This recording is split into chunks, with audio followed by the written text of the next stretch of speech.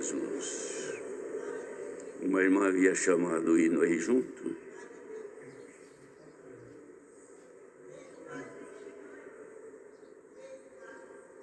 Três, quatro, 345, 345.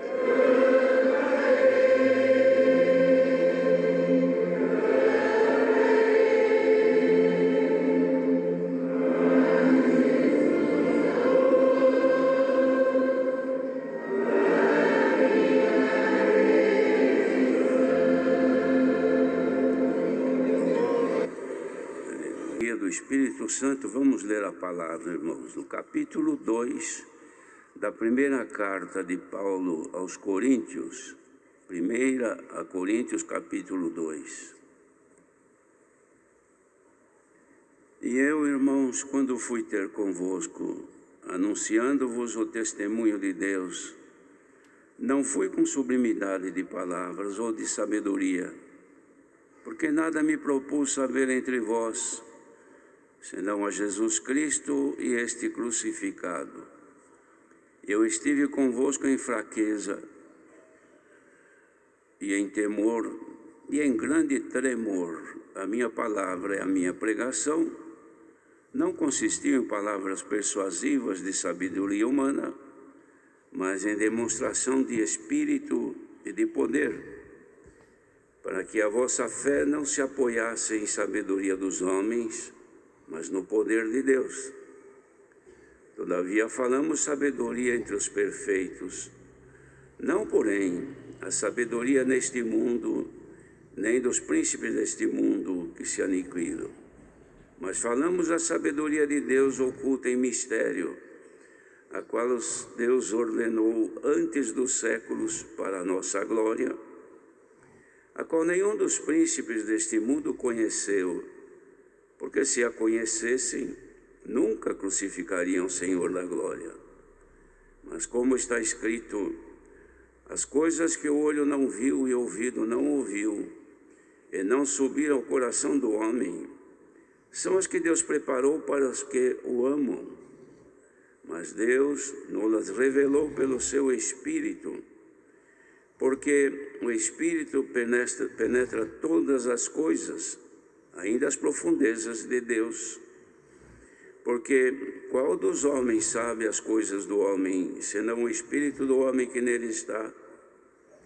Assim também ninguém sabe as coisas de Deus, senão o Espírito de Deus.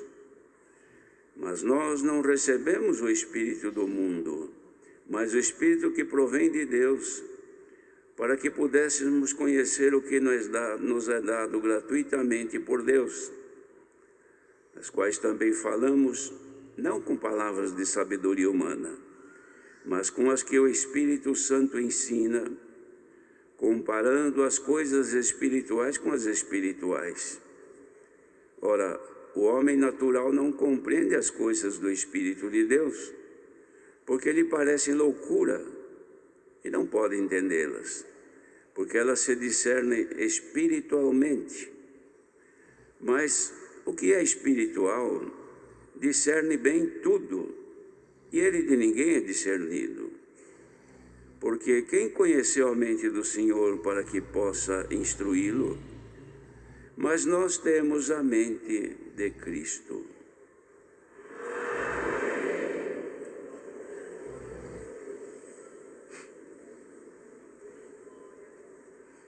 Queridos irmãos, é o segundo capítulo da primeira carta que Paulo escreve aos irmãos de Corinto.